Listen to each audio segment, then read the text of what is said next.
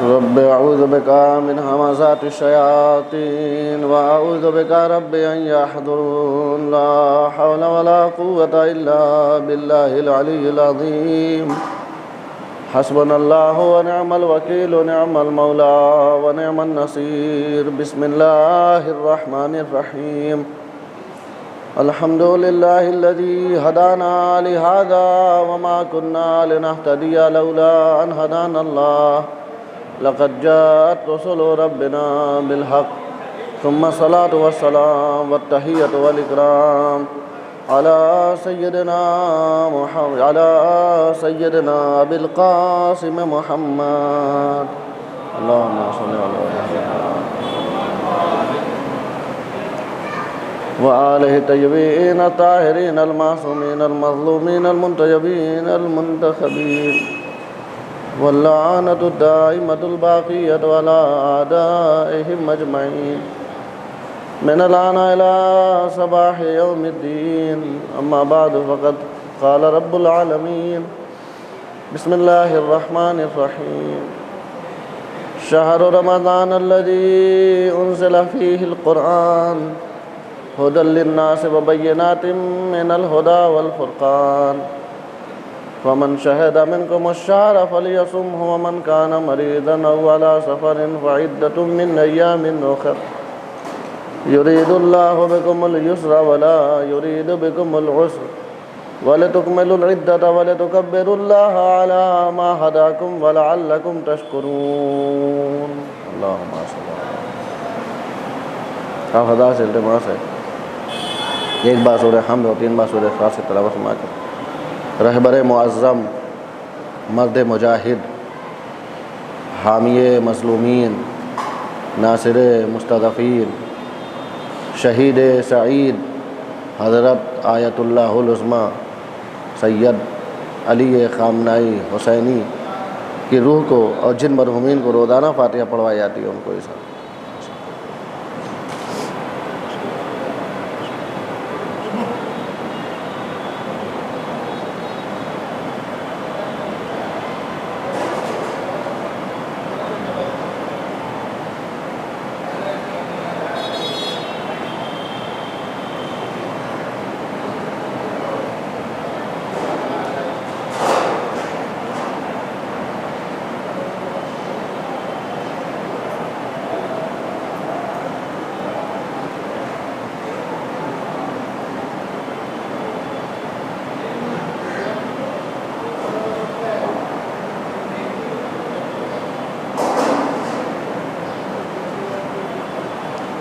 ماہ مبارک، ماہ بندگی، ماہ مہمانی خدا، ماہ ضیافت الہی، ماہ قرآن، مسلسل تذکرہ جاری ہے قرآن کے نزول کا مہینہ، قرآن سے متمسک ہونے کا مہینہ۔ قرآن سے متمسک ہونے کا مطلب کیا ہے؟ اہل بیت سے متمسک ہونے کا مطلب کیا ہے؟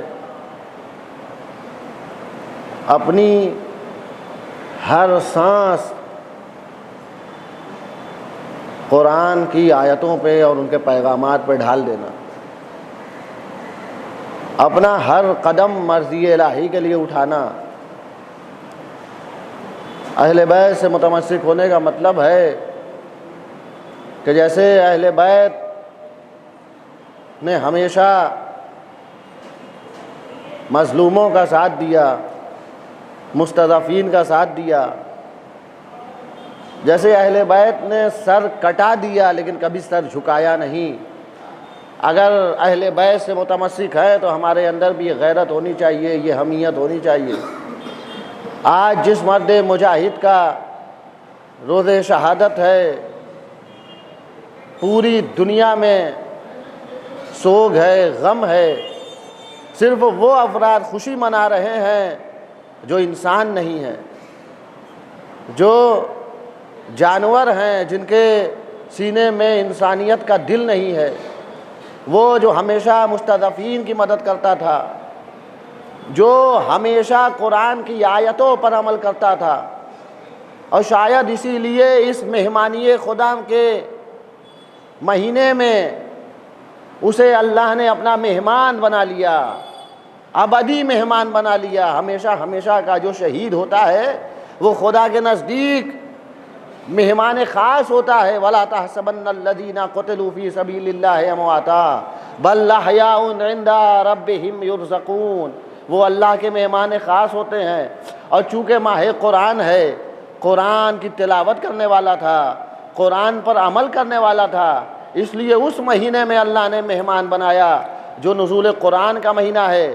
رہبر معظم سید علی خامنائی مرد مجاہد صرف قرآن کی تلاوت نہیں کرتے تھے، ابھی ایک ماہ مبارک رمضان کی تصویر آئی ہے، رہبر اپنے دفتر میں، اپنے گھر میں تلاوت قرآن کر رہے ہیں، لوگوں کا تلاوت کرنے والوں کا ایک جمع غفیر ہے، سب تلاوت کر رہے ہیں، رہبر بھی تلاوت کر رہے ہیں، لیکن ایسی تلاوت ہماری جان قربان ہو جائے۔ وہی قرآن جو صرف تلاوت کے لیے نہیں آیا، ہدایت کے لیے آیا ہے۔ قرآن کہتا ہے یا ایھا الذین آمنوا لا تتخذوا اليہود والنصارى اولیاء، اے مومنوں، اے مسلمانوں، اے صاحبان ایمان، دیکھو یاد رکھو، ہرگز یہودیوں کو، نصارہ کو اپنا دوست نہ بنانا، ان کے ہاتھ میں اپنا ہاتھ نہ دینا۔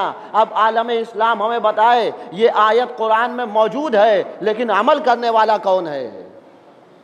یا ایھا الذین آمنوا لا تتخذوا اليہود والنصارى اولیاء، اے صاحبان ایمان، یہودیوں کو اپنا دوست نہ بنانا، یہودیوں کے ہاتھ میں اپنا ہاتھ نہ دینا۔ پھر دوسری جگہ پیغمبر سے خطاب ہے، وَلَن تَرْضَىٰ، سورہ بقرہ میں وَلَن تَرْضَىٰ عَنْكَ الْيَهُودُ وَلَا النَّصَارَىٰ حَتَّىٰ تَتَّبِعَ مِلَّتَهُمْ۔ پیغمبر ختمی مرتبت سے اللہ کا خطاب ہے، اے حبیب، یہ یہود و نصارہ اس وقت تک آپ سے راضی نہیں ہوں گے جب تک آپ ان کا اتباع نہ کر لیں، جب تک آپ ان کی بیعت نہ کر لیں، جب تک آپ ان کے آگے سرنڈر نہ ہو جائیں۔ جب رسول سے اللہ یہ کہہ رہا ہے تو اس کا مطلب یہ ہے رسول والے سے بھی یہود و نصارہ راضی نہیں ہو سکتے۔ آج کا یہود کیا چاہتا تھا؟ یہی تو چاہتا تھا کہ رہبر معظم سرنڈر ہو جائیں، ہماری بیعت کر لے، لیکن رہبر معظم نے بتا دیا ہمارا رشتہ رسول سے ملتا ہے، ہمارا رشتہ حسین سے ملتا ہے۔ نہ کل رسول نے تمہاری بیعت کی تھی، نہ حسین نے بیعت کی تھی، نہ آج غلام رسول بیعت کرے گا، نہ آج غلام حسین بیعت کرے گا۔ سر تو کٹا دے گا لیکن جھکا نہیں سکتا، سر کٹا دے گا لیکن جھکا نہیں سکتا۔ کیوں؟ اس لیے کہ یہ وہ سر نیاز ہے جو سجدے میں خدا کے آگے جھکتا ہے۔ اسی مرد مجاہد نے وہ عالمی نماز جمعہ پڑھائی تھی نا کہ پوری کائنات نے دیکھا نماز کسے کہا جاتا ہے۔ جب نماز انسان پڑھتا ہے اور سجدے میں سر جھکا دیتا ہے اور نماز میں حالت قیام میں کہتا ہے ایاک نعبد و ایاک نستعین، تو پھر ہر نمازی کہتا تو ہے لیکن صرف زبان تک محدود رہتا ہے یہ جملہ، اس کے وجود میں نظر نہیں آتا۔ لیکن وہ مرد مجاہد، وہ شہید سعید جس کی آج یہودیت دشمن ہے، دشمنان اسلام جس کے سب سے بڑے دشمن، اور وہ سمجھ رہے ہیں کہ ہم نے مار دیا۔ اگر ہم مر کے مٹ جانے والی قوم ہوتے تو کربلا میں مٹ گئے ہوتے۔ غارہ ہمارے خون سے بنایا گیا، دیواروں میں ہمیں چنا گیا، عباسی حکومت نے ہمیں مارا، اموی حکومت نے ہمیں مارا، سر ہمارا تن سے جدا کیا گیا، سولی پر ہمیں چڑھایا گیا، دیواروں کو ہمارے خون سے رنگین کیا گیا، خنجر سے ہمیں مارا گیا، تیر و تبر سے ہمیں مارا گیا، نیزے سے ہم پر حملہ ہوا، میزائل سے ہمیں مارا گیا، بم سے ہمیں اڑایا گیا۔ لیکن کائنات بتائے کیا آج ہمارا حوصلہ پست ہوا ہے؟ بھئی یہ تو غلام ہے، غلام. جب امام حسین کی شہادت سے حوصلہ پست نہ ہوا اور زینب نے درس دیا، جب حسین جاتے ہیں تو ایک حسین جیسا زین العابدین کی شکل میں نظر آتا ہے. اللہ والوں کا حوصلہ پست نہیں ہوتا، اس لیے کہ اللہ والے کچھ بھی ہو جائے، یہ تو ایک غلام ہے. جب امام حسین، اور خود یہ فرمایا کرتے تھے، یہ اہل بیت کی معرفت ہے، اہل بیت کی محبت سید علی خامنائی کی زندگی میں نظر آتی تھی. کہتے تھے جس اسلام پر حسین جیسی شخصیت قربان ہو گئی، اس اسلام کے لیے میری کیا حیثیت ہے، میری جان کی کیا قیمت ہے اگر میں قربان ہو جاؤں. ہر وقت آمادہ شہادت. امام زمانہ سے اتنا مضبوط رشتہ اس مرد مجاہد کا. اپنی تقریروں میں کہا کرتے تھے، میری یہ معمولی سی جان، میرا ناقص جسم، میری روح، میرا مال، میری اولاد، سب کچھ امام زمانہ کی راہ میں قربان ہے، اور آج قربان کر دیا. وہ جو نماز میں سر جھکاتا تھا خدا کے آگے اور کہتا تھا ایاک نعبد و ایاک نستعین، ہم صرف تیری عبادت کرتے ہیں، ہم صرف تیری غلامی کرتے ہیں، ہمارا سر جھکے گا تو بس تیرے سامنے جھکے گا. وہ جو مصلی پر آ کر کہتا تھا اللہ اکبر، اللہ سب سے بڑا ہے، سب سے بڑی طاقت کا نام اللہ ہے، سب سے بڑی اگر کوئی قوت ہے تو اس کا نام خدا ہے، سپر پاور اگر کوئی ہے تو وہ خدا ہے. وہ جو مصلی پہ اللہ اکبر کہتا تھا نا، جب وہ مصلی سے محراب سے میدان میں آتا تھا تو ایسا نہیں ہے کہ وہ دوسروں کو سپر پاور مانتا ہو، نہیں، اس کا کہنا تھا اگر ہم نے محراب میں اللہ اکبر کہہ دیا تو میرے ایمان کا تقاضا یہ ہے جو اللہ اکبر محراب میں ہے وہی اللہ اکبر میدان میں بھی ہوگا، جو اللہ اکبر بزم میں ہے وہی اللہ اکبر رزم میں بھی ہوگا، جو اللہ اکبر خلوت میں ہے وہی اللہ اکبر جلوت میں بھی ہوگا، جو اللہ اکبر زندگی میں ہے وہی اللہ اکبر سر کٹانے کے بعد بھی ہوگا. جب اللہ بڑا ہے تو بڑا ہے، اس کے آگے کوئی بڑا نہیں ہے. صلوات پڑھے بر محمد و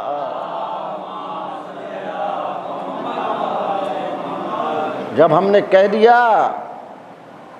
اللہ بڑا ہے، جب ہم نے کہہ دیا ایاک نعبد، آج یہودیت عالم اسلام کو اپنا غلام بنانے کے در پہ ہے.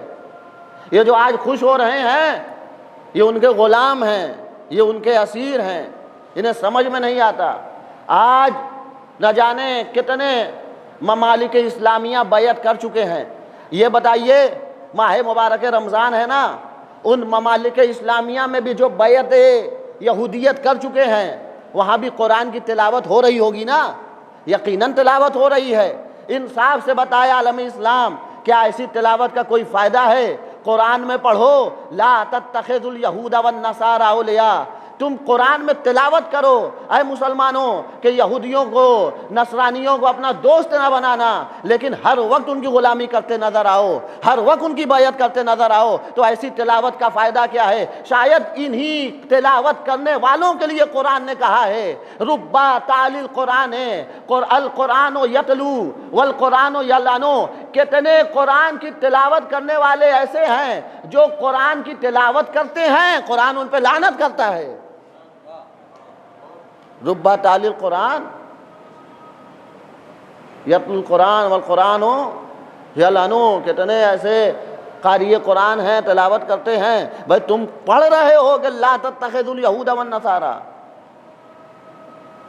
اور یہ یہود و نصارہ کون ہے؟ قرآن کہتا ہے الم تر الی الذین تولوا قوما غضب اللہ، یہی وہ ہیں جن پر اللہ کا غضب نازل ہوا ہے. آپ کہتے ہیں نا اہدنا الصراط المستقیم صراط الذین انعمت علیہم غیر المغضوب، اے میرے پروردگار وہ راستہ ہمیں نہ دکھانا جس پر غضب نازل کیا ہے. یہی وہ افراد ہے قرآن کہہ رہا جن پر غضب نازل ہوا ہے. قرآن کہتا ہے یا ایھا الذین آمنوا لا تتخذوا عدوی وعدوکم اولیاء.